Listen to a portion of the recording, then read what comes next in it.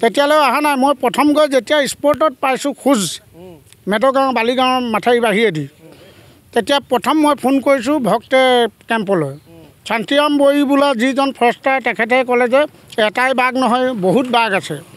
আমাৰ বৰ্তমান কেম্পৰ কাষেদি এটা বাঘ ৰাতিপুৱা আহি খোজৰ স্পৰ্ট পাইছোঁ বোলে, তাত প্ৰকৃততে বাঘ আৰু এটা আছে।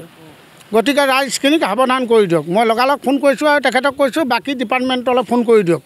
ক'লে যে এইটো আমাৰ দেৰগাঁও এৰিয়াৰ পৰে, জয়ে নপৰক। আৰু বাকী তাত আপোনালোকৰ এই গোটেই অঞ্চলটো হাজাৰ হাজাৰ লোক ওলাই আহিব লগাইছে। দাৱনীখিনি মই চাই থকা অৱস্থাতে সিহঁতি দৌৰি আহিছে।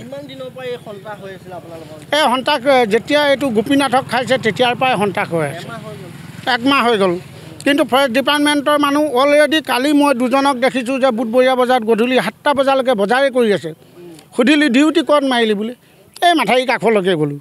আৰু বাহিৰ ছাইডটো ডিউটি নাই, সিহঁতৰ গুৰুত্ব নাই। মই ইমানকে ক'লোঁ। আৰু বাঘটো মৰিবলগীয়া প্ৰকৃত অৰ্থ হ'ল ফৰেষ্ট ডিপাৰ্টমেণ্টৰ অৱহেলাৰ কাৰণে, নেগলিজেঞ্চ কৰি আছে। আজি আচলতে যিটো ঘটনা ঘটি গ'ল, যিটো একচুৱেলি বাঘ আমি সংৰক্ষণ কৰিব লাগে, কিন্তু আটাইতকৈ ডাঙৰ কথা হ'ল কি, আমাৰ ফৰেষ্ট এটা অসম চৰকাৰৰ আটাইতকৈ ডাঙৰ ব্যাগুম এটা বিভাগ আছে। এই বিভাগটোৰ গাফিলতিৰ কাৰণে আজি এটা যিটো বাঘ আমি সংৰক্ষণ কৰিব লাগে, বাঘটো আজি মৃত্যুবৰণ কৰিছে। আৰু আমি একচুৱেলি জাতীয় সংগঠন হিচাপে আমি কেইবাবাৰো আমি গৈছোঁ, গোলাঘাট অফিচত গৈছোঁ, আমি বোকাখাটত গৈছোঁ। আমি সিদিনা এটা ঘোঁৰা মাৰিছে। এই ঘোঁৰাটো যেতিয়া মাৰিছে আৰু এই বৃহত্তৰ অঞ্চলটোত চেলেগাঁৱত এটা মানুহ মাৰিছে, তাৰ পাছৰ পৰাই আমি ফৰেষ্ট ডিপাৰ্টমেণ্টত যোগাযোগ কৰিছোঁ। কিন্তু ফৰেষ্ট ডিপাৰ্টমেণ্টে কোনো ধৰণৰ তেখেতসকলে যেনেধৰণে গুৰুত্ব দিব লাগিছিলে তেনেধৰণে গুৰুত্ব নিদিলে। আৰু আমি এইটো একচুৱেলি যোগাযোগো কৰিছোঁ।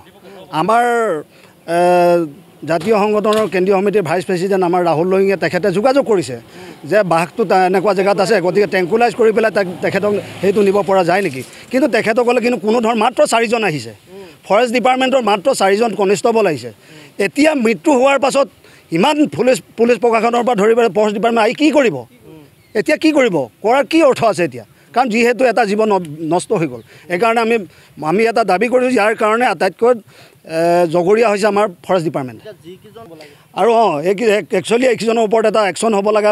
তেখেতসকলক অসম চৰকাৰৰ এটা ফৰেষ্ট ডিপাৰ্টমেণ্ট তেখেতসকলৰ ওপৰত এটা বিহিত ব্যৱস্থা গ্ৰহণ কৰিব লাগে। নুমলীগড়ৰ পৰা ইয়ালৈ মাত্ৰ 10 বা 15 কিলোমিটাৰ বা খুব বেছি 15 কিলোমিটাৰ। এই 15 কিলোমিটাৰত এনেকুৱা এটা বাঘ আজি মৃত্যুবৰণ কৰিছে, তাতকৈ আৰু দুখজনক কথাই ক'ব নোৱাৰে।